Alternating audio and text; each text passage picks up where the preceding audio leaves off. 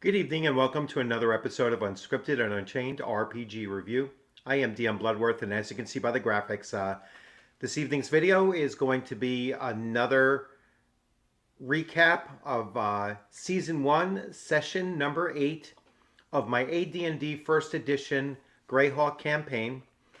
This is a campaign that we've been playing now for about 10 weeks. Um, eight sessions of game time and then 2 sessions of Session 0.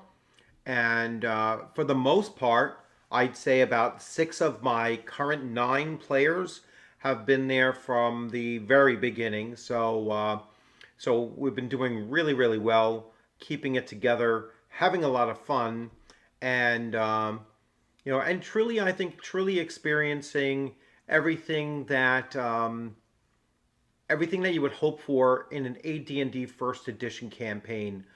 It's really capturing that feel that I know I used to have when I was playing it back in the 80s, and to bring new players, because some of the players had never played it before, bringing them into this game system and the setting as well, the Greyhawk setting.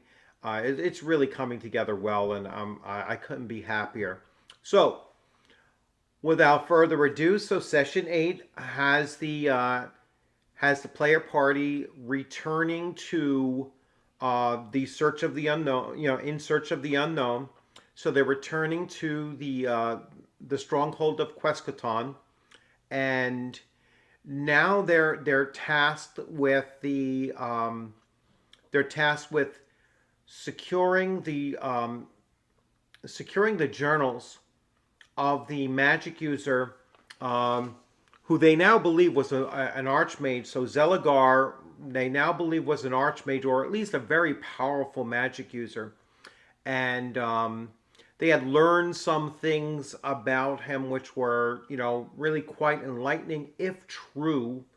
And so they're really encouraged, to go back there and to keep on delving into the former stronghold of Quescaton. Now, they had a choice to make here, and it's a choice that they started to work out as a group, in trying to decide whether they would return to the entrance that they had known of, that they had gone through previously, or take the advice of their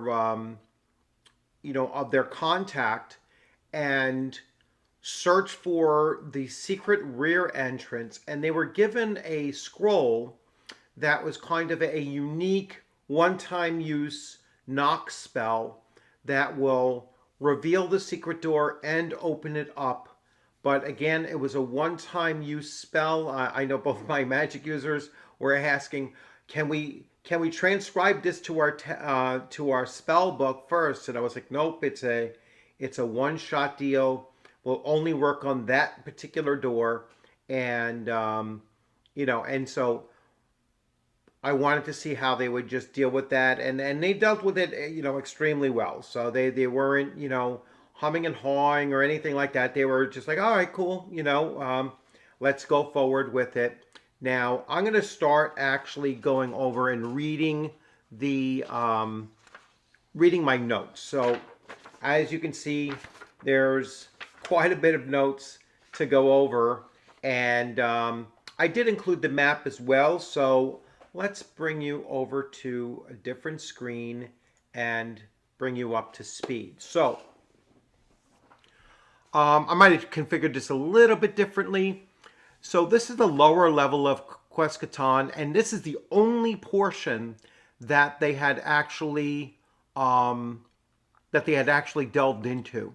So this is all that they've seen so far, and this is the player party entering into it. So all 9 players arrived. Let me just go over them very quickly for you. So we have Amalric, the Grey Elf Fighter Magic User, played by Blaine. Angus, the Human Ranger, played by Kelly. Breeze, the Elf Cleric, I believe he's a High Elf. I have to double check that. Played by MT Inside. Cedric, the human magic user, played by Ivan. Ennis, the human fighter, played by Jean. Candrius, the human paladin, played by Alan. Crandon, the halfling thief, played by Vincent, or Vince. Mirador, the human cleric, played by Mirador. And Sparrow, a half-elf druid, played by Leah. So let me get right into the recap. And we start with Session 8. The party, 9 adventurers, set out for Quescaton along with 3 pack mules, 3 handlers, and 3 men-at-arms to guard them, along with their newly acquired 9 horses. So they each have, there's 3 medium horses and 6 light horses. So they have every intention of going there and taking out as much as they can. That's why they brought the extra pack animals. They hired the hirelings to maintain the animals and give them some protection while they are inside the stronghold. Their trip along the Kendall Road was uneventful, and there was a noticeable difference in the amount of the caravan traffic heading in both directions. It appeared that the party eliminated one of the more active bandit parties in that particular stretch of the road, which was indeed, a fairly large group. They took care of a 5th level fighter, 2 2nd level fighters, and 27 bandits. So it was a very, very challenging but effective combat that they had. As the party approaches the location of Quescaton, they begin to formulate a plan. Their first choice to be taken would be to either go through the entrance that they know of, or through the entrance we've been given a scroll to find and magically open the hidden entrance. The party decided to search for the hidden entrance at the rear of the stronghold. As they traversed along this huge hilly area, they spotted a ravine that cut deep into the landscape and then leveled off towards the south. Along the base of the sheer cliff that rose 130 feet in height, they noticed 2 things. First, they picked up the stench of death, and strewn all along the ravine floor lay the bodies of some 20 kobolds and 8 orcs. All appeared to have been dead for a few days. Some had been bound. All appeared to be wearing the livery of Quescaton, and all appeared to have died in the fall. They could see above, about 80 feet or so, a ledge which they assumed the secret entrance could be found.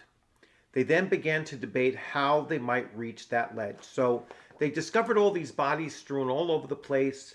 They started to inspect them a little bit. They actually gleaned that one of the players, I forget which one, says, and thus is the cost of failure.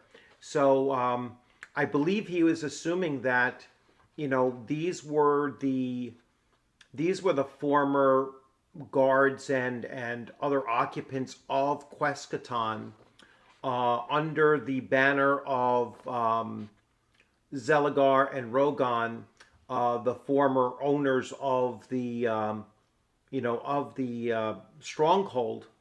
And because this particular party had entered in and gotten out again, I'm guessing that his thought was that this was the price of failure. So that remains to be seen what we discover together as they go forward. Cedric is the human magic user. He sent his familiar Corvo, a crow, up to the ledge to see what features there were of interest on the ledge. Meanwhile, the ranger Angus searched around the area for animal tracks to see if they needed to be prepared for anything coming from the thick wooded forest to the south of the ravine.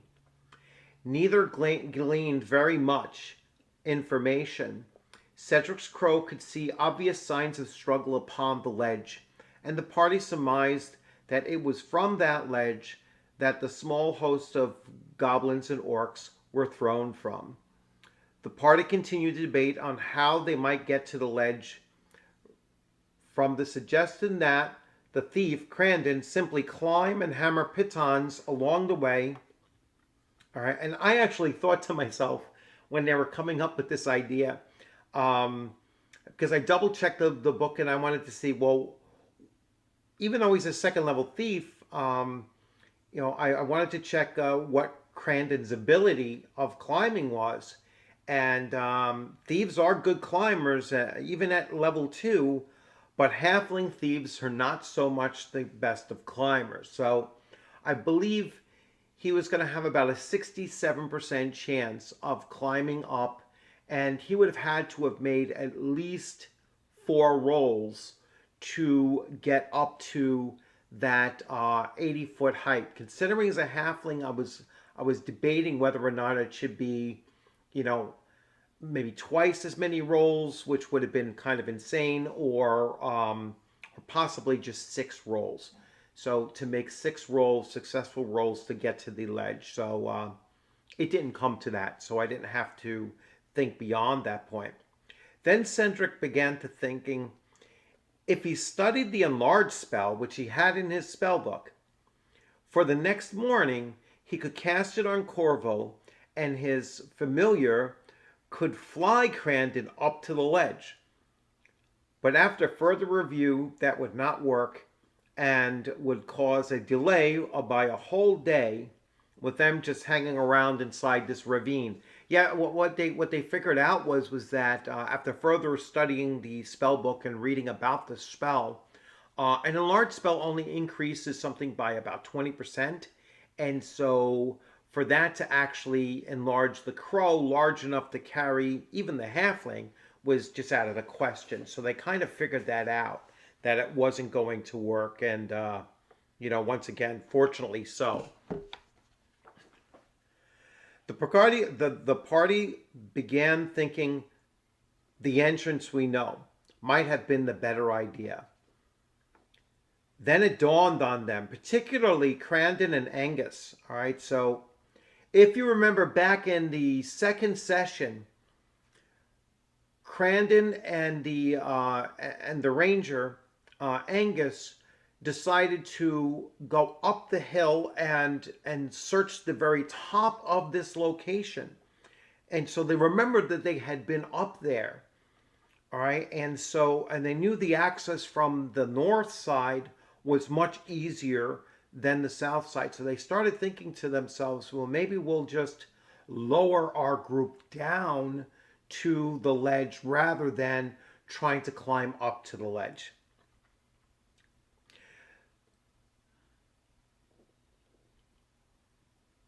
All right, I'm just double checking. Yeah, so the party of 9, along with their retainers and mounts, made their way up the more gentle slopes at the north end of the hill, concealing the stronghold, and began making their way up. All right, so they decided on that plan, and they made their way all the way around along the what would have been the western edge of the hill, and then they started making their way up once they were on the north end.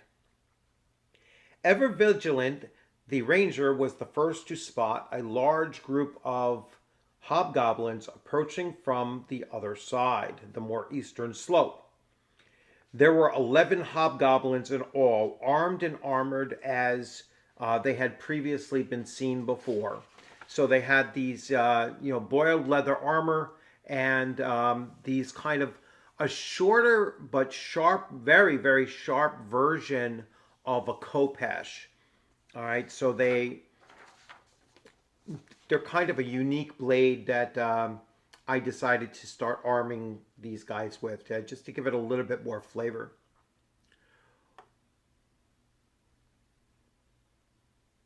And the hobgoblins began to advance on their party without hesitation. So there was no surprise on either part.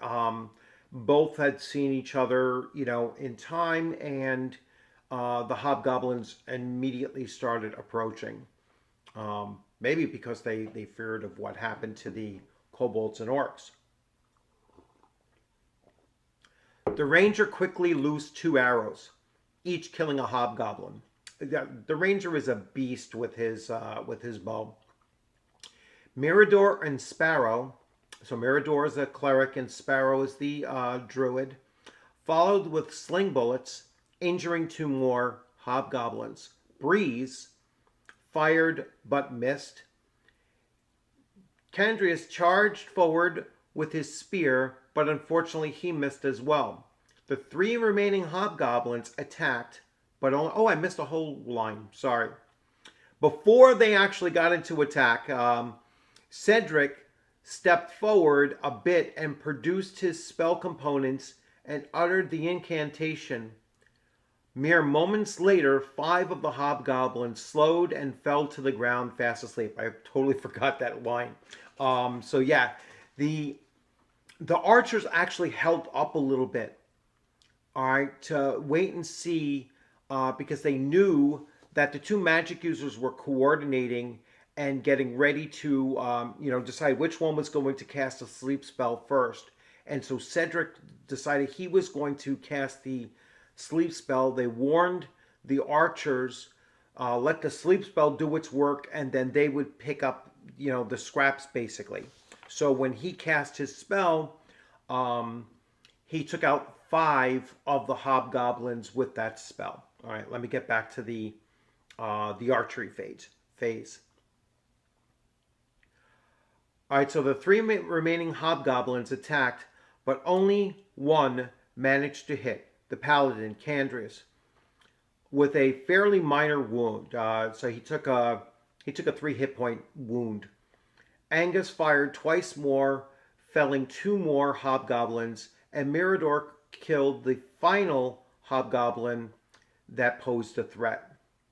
Cranton the thief went to finish off the hobgoblins that were asleep.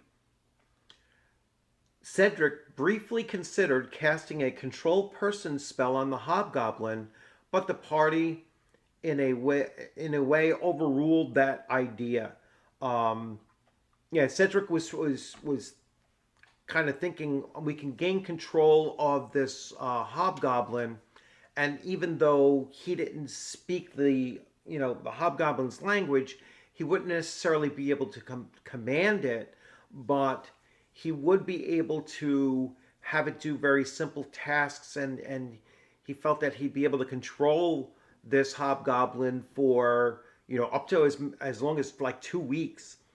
And the rest of the party was like, nah, let's just kill him. So they pretty much just killed him, and then they continued to the edge of the cliff, and they devised a plan to use the horses actually as anchors and just lower the party down to the ledge. That was only only a 50-foot descent for them in this direction. Their descent to the ledge 50 feet below was somewhat uneventful. They used their horses as an anchor for the ropes, and the party was lowered down. Once at the edge, Almeric used his weasel familiar with its highly attuned olfactory senses to search for the secret door. The weasel let Almeric know that it smelled troglodytes on the cliff edge and along the wall. So if you know anything about troglodytes, they give off a very, very strong, pungent smell. Now, Amalric and his familiar had come into contact with a troglodyte in that one leader's room that they fought in, and that would have been either session 2 or session 3 when they encountered, I believe session 3, when they encountered them. So it's because he had some familiarity with them that I allowed for them to detect that scent.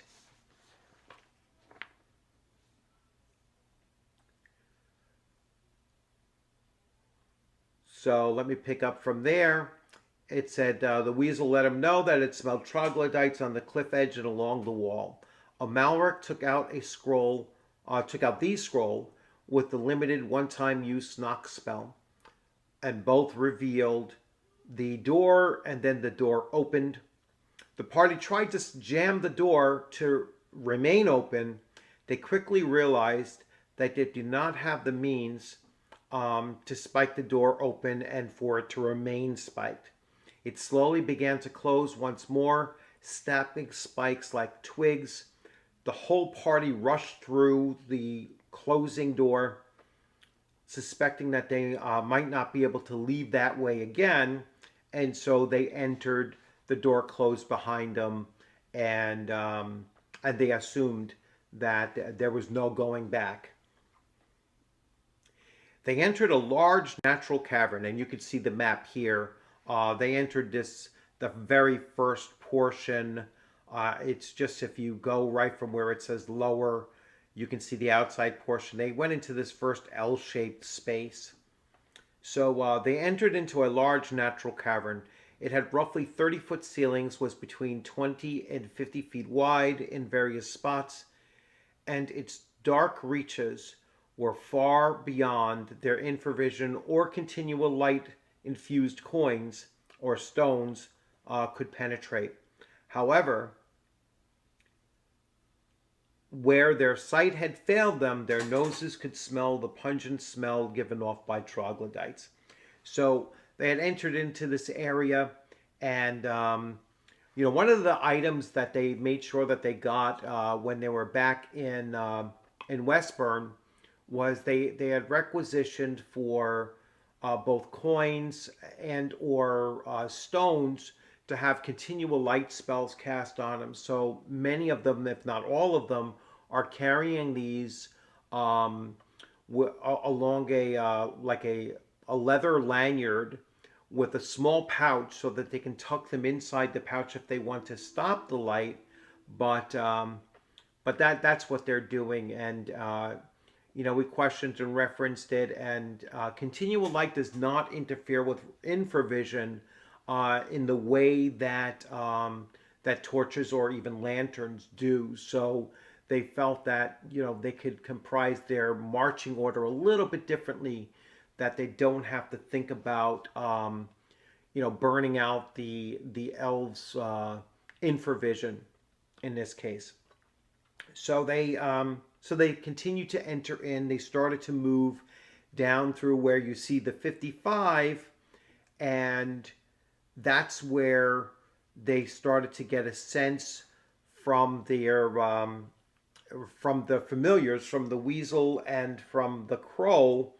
That's where they first started picking up that movement, especially from the weasel. The weasel picked up movement down in this lower portion, and as they got within infravision, that's when they spotted a group of troglodytes. And then as they got even closer and their light sources actually started hitting, once they got within about 30 feet of it, they can now see this area fairly clearly. The party moved in knowing that both sides were not taken by surprise. The troglodytes were smaller in number than the hobgoblins and bandits that the party were accustomed to, but troglodytes are significantly tougher and have that stench-like ability that humans find repulsive. There were a total of 6 troglodytes, 2 clearly leaders of some kind, and 4 male warriors. Trogs typically use primitive weapons and loathe wearing armor. But again, they are tougher species of non-human foe. They also particularly fiendish in their ways, not animal-like cunning, but far more sinister. Remember, if you're not familiar with, troglodytes are chaotic evil, basically chaotic evil lizardmen. So not to be confused with regular lizardmen, which are, tend to be neutral. These are chaotic evil beings. They mean nasty business. The combat followed its usual course. The adventure party has developed a routine. Angus fired his arrows at one of its leaders, and remarkably, it took the second arrow to finally bring the trog down. Breeze severely wounded one of the warriors with his shot, and Amalric would moments later follow up and kill it with his sword. Candrius engaged the other leader and thrust his spear deeply into the trog, but it remained struggling with him. Mirador cast a bless spell. Now this is kind of a funny incident because it mirrors the previous time that Mirador cast a bless spell was the first time that Angus would miss his shots in that same round or the very next round, and it was also a time when Amalric had fumbled and fell face first into that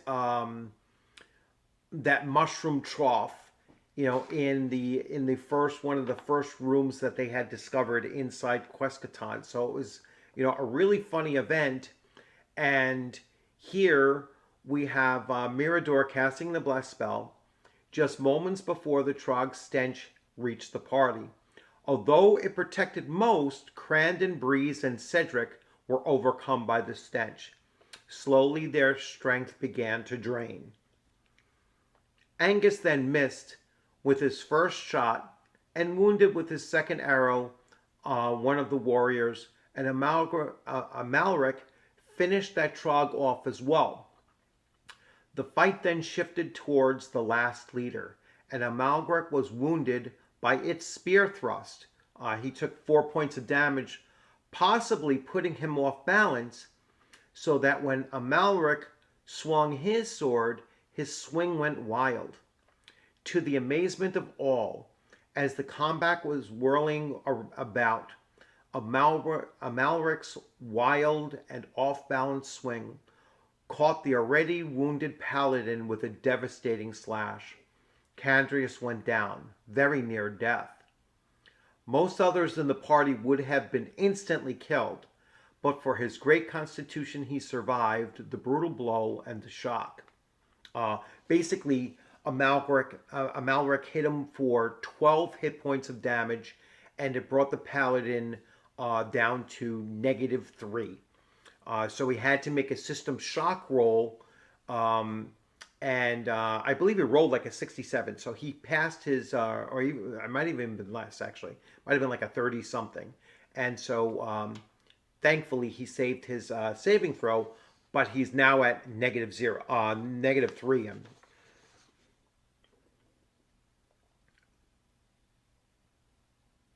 So the paladin was wounded. Candrius went down very near death, and immediately Breeze jumped into the action and healed Candrius up to, I believe, 3 hit points at that point. So he had jumped to his aid in his very next action, and that prevented the paladin from losing any more hit points, where he would have had to have made a system shock with every lost point that he suffered thereafter. So now, and I can switch views here. So now what the party started to do was they killed off the final troglodyte, and actually it was Amalric that killed off the final troglodyte, and they healed up the paladin. 3 of their players were down by 4 strength points, and I haven't factored that in yet. So when we come back for Monday night session, in session 9, they're going to realize that, hey, we're back with only 4 less strength points than we had, and that's going to last for an unknown length of time for them. The paladin was actually unconscious for 20 minutes, and so when we return, he's still going to be unconscious at that point. So that's where we're kind of picking up the action. Now, the players started to wonder and looked through the rule book and tried to think of, well, if we keep the paladin with them, they have paladins have an innate ability, as long as they are conscious, to grant a saving throw and morale bonus to the party. And so they started to try to think, well, all he has to be is conscious for this to work.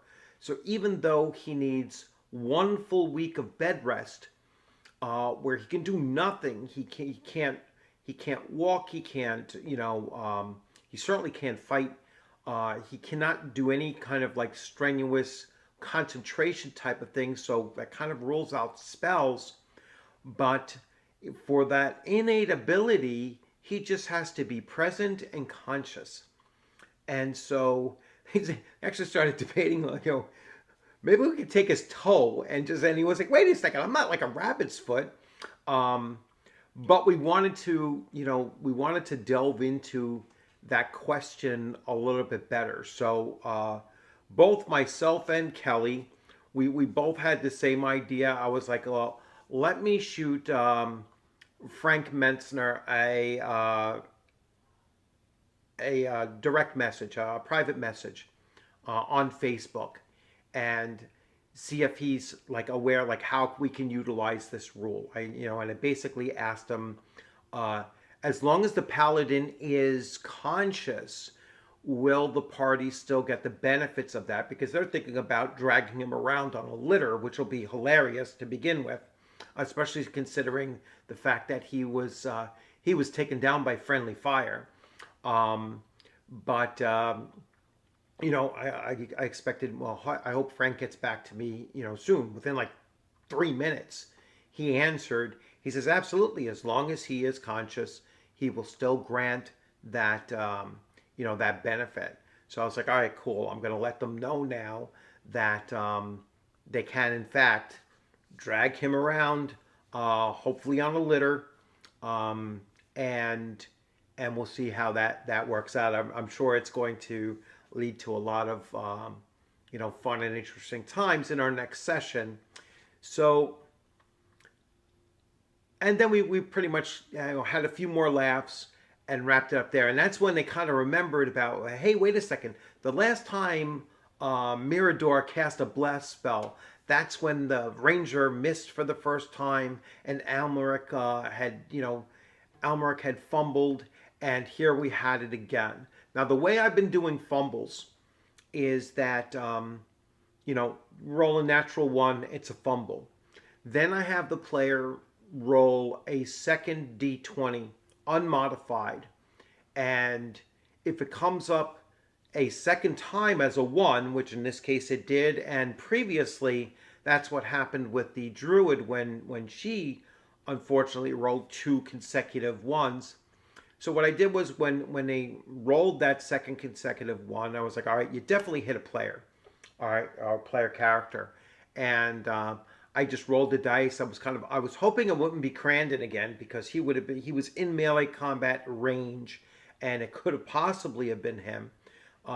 It would have certainly killed him, but it hit this time the paladin, and so now the paladin is going to be laid up for a week, which kind of plays kind of well, because he was kind of close to the next level anyway, so he would be part of the next cycle to go back and level for the first time, and some other players were ready to level for the up to 3rd level. They just needed another bundle of experience points, which they're going to get now. And now we're going to pick up where we left off, and they're going to have one of their main combat characters laid up, but at least alive. They don't know the way forward yet. They don't know the way back behind them either. So it's going to be very, very interesting. I'm looking forward to it, and I'm sure that they are too, because it's been really exciting. I'm going to just make a comment about old school role playing, and how I think that this particular campaign really matches with the tone and the style of gameplay. If you've been following along, you'll notice that there's a lot of combat here. There's dungeon crawls, and that is really, in my mind, that's old school. When you have, dangerous combat as well, and even though it's a very large party, and even though the three times that player characters were almost killed, twice was from friendly fire. The point is that that's something that can happen in AD&D First Edition. That's something that happens in old school role playing when um, you're taking the advantage normally that a large group of player characters would have, um, and you're attaching some disadvantages along with that as well. They're not going to move through a dungeon as quietly. They're not going to be able to traverse tighter spaces or climb certain things, or they're just going to have some difficulty in moving about being such a large group. And when they're in combat, it becomes much more chaotic because there's 9 of them now moving about. And even though it doesn't increase the chances of fumbles, it does allow for more chances of, when there are fumbles and double fumbles, that that other PCs are likely to get hit, whether it's missile fire into melee, which somebody actually yelled at, stop the missile fire into melee, or just straight up melee. So again, the tone and the setting and the game system, they're all coming together to really create that old school AD&D First Edition feel to it. So been extremely happy with it. So an announcement for my players, because they haven't heard this yet. So the players received 250 experience points for their 3.5 hour session. 776 experience points for the combat, which obviously gets averaged out amongst the 9 players, so it came out to 87 XP each. 30 XP from loot. So total, the party is going up or gaining 366 experience points each, and 30 gold pieces each. So they're those that were close to level 3 or level 2 are certainly there. Those that were near or at level 3 but waiting for another bundle, they're going to be there as well. And so I anticipate that depending on how well the party moves through, and depending on where they go and how lucky they are, if they do get out of here, I really expect the entire party to finish up in search of the other excuse me, at 3rd level, which I think is a, possibly by design, but also because there's a heavy emphasis on combat, and the player party is meeting up with the size of their opponents being, a little bit larger, to kind of balance that out or match that up a little bit better, so they don't just steamroll through the whole thing. I expect it to be a nice couple more sessions that they're going to go through Quest Catan, and that would be a really interesting thing if we end up spending 10 12 sessions to finish up just this one adventure. That would be, in my mind, an ideal situation. So once again, thanks for joining. I hope you liked this video. I know this one was a little bit longer. There was a lot of action, a lot of things to explain. And, but if you like the video, please give it a thumbs up. If you hadn't subscribed, please consider subscribing. Hit the alert bell so that you get alerts. And this will be broadcast or uploaded tomorrow night at 7 p.m. Eastern Time. That's when you'll be able to first see it.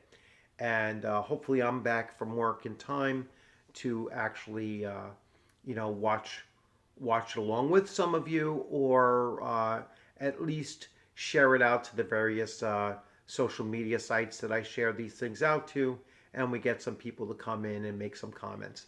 So once again, thanks for joining. Stay safe out there. Keep on gaming. I look forward to seeing you on a gaming screen sometime soon. Looking to do several things. Maybe do some one shots and that kind of thing. So I'm always looking forward to squeezing at least another game session somewhere in there. And again, looking to do some one shots. So play with a few other game systems along the way. So again, thanks for joining. Have a great evening. Take care.